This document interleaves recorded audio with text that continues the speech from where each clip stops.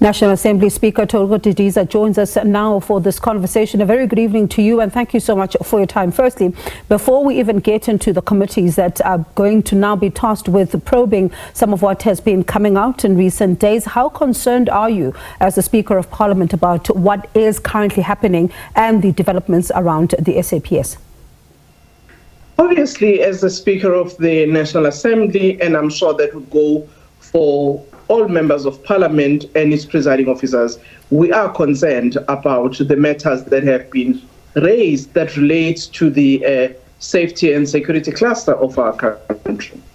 And when you've asked now these particular committees to then investigate, and that is the Police, Justice and Constitutional Development, as well as this Joint Standing Committee on Intelligence, to consider this matter on an urgent basis, what are the timeframes? What we have done, we've given the committees 14 days to consider the matter, make their assessment, and then come to the National Assembly with recommendations on how, as Parliament, we must address these issues. And as you know, that our role as Parliament is that of oversight and ensuring that we hold the executive to account, as well as lawmaking. So in respect of our oversight responsibilities, it is important that when matters such as this that relate to the functions that we do in the various committees, we must be concerned and we must be able to understand further as to what are these challenges and how do they impact on our country. So you say that you've given them 14 days to consider. What does consider mean? Does it mean probe, or what does it mean? Well, within their responsibility, remember that members of the executive account to those committees for their functions, for their budgets, and how they're undertaking their tasks, including their departments. But as you know, that we have had these allegations through the media, and I'm sure the committees will take whatever necessary information that is available to them.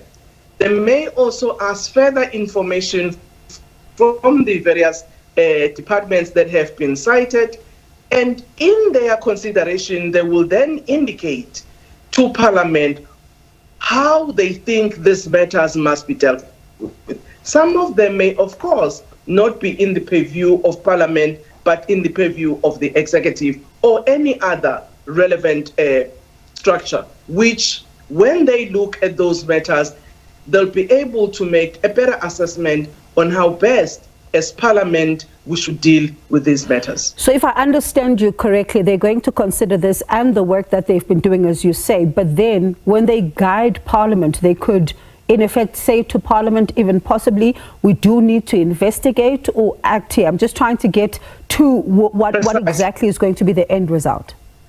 Precisely. They would be able to guide Parliament on the course of action that Parliament must take. That might also require a House resolution that will determine, depending on the advice that we get, on how those matters must be dealt with.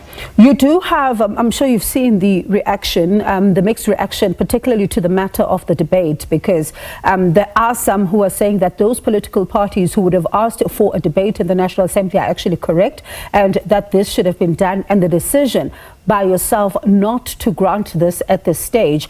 For them, and I quote, some saying on social media that you're protecting the minister because you come from the same organization with him, whereas others are saying they understand that your decision was to avoid a politicization of this particular matter. How do you respond, particularly to those who say they don't understand and in fact you're trying to protect the minister? Well, the parties concerned that had made a request that actually understood the rationale. And there will be a debate, obviously, because when the three committees bring back their report, Parliament will then debate the matter. So it has got nothing about protecting any member of Parliament in this instance. All right, so you broke up a little bit there. So a debate is not off the table. In fact, it is something that will happen, but at a later stage, not now. Precisely. If you look at our statement that we issued, not at this stage, meaning when the 3 portfolio committees look at the matter, they can table a report to the National Assembly that will be debated by the House. So when then you reach, of course, the 14 days, and in terms of the processes now that are to unfold, so they report to you within 14 days, and then do you still need time to then apply your mind to what they would then present and then decide on the course of action, or what kind of parliamentary processes unfold after the 14 days? Actually, the recommendation that the committees will make are the recommendations to the National Assembly, not to the Speaker. So it will go to the House, and the House will then debate the matter. All right. And just as a final question then, there are, of course, those who are concerned, who would have reacted to your statement, that sometimes the work of Parliament as an oversight body is under scrutiny. And you think about the fact that even in the Zondo Commission report, for example, the work of Parliament as an oversight body was laid bare there, with some of the concerns saying that this is an institution that's not exercising effective oversight. When you issued the statement about these 3 committees that will then consider this matter and report back to the National Assembly, there was a view by some who say that for them, this is concerning because Parliament should not be the body that actually does exercise oversight here, because they don't think anything is going to come off this particular process. So how do you assure those who are watching us tonight to say that whatever is going to be decided here is actually going to be an accountability process for the people of South Africa, to also then at least have some confidence in the work of the National Assembly?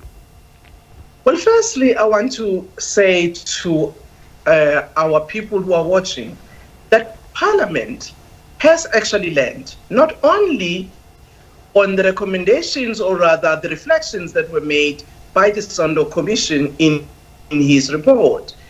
There was also similar, or maybe different at the time, observations that were made in the report of the then Public Protector, Nhlanhla. And I must say that on all of these, Parliament has learned, Parliament has reviewed its own rules and procedures on doing things and have improved. And I'm sure in this 7th administration, and even on the 6th, we've seen the changes that Parliament have made, how robust matters have been dealt with, how members of Parliament collectively in committees and also individually have actually demanded accountability from our executive, from the various entities. So that indicates to you that Parliament has been improving where there had been concerns raised. And even now, Parliament, in my view, is taking serious consideration of the statements that have been made, and it is for these reasons that we are saying in 14 days these committees must come back to the National Assembly and actually advise Parliament on how these matters can be dealt with. You would appreciate that these matters cut across a number of arms of state. Some of the allegations relate to the executive. Some of those relate even to Parliament, as you would have read in the statement made by the General. So my view is that the public must appreciate that this is a matter that is serious, that concerns our country, that concerns our institutions, and it is important that we find a way as Parliament, in terms of our responsibility as public representatives, with a mandate of holding the executive to account, of ensuring there's accountability and lawmaking, to really look at this matter and make our recommendations as to what needs to happen. Speaker, I appreciate your time this afternoon, and let's see then what happens in 14 days' time. Thank you so much for talking to us. That was the National Assembly Speaker, Thoko Didiza.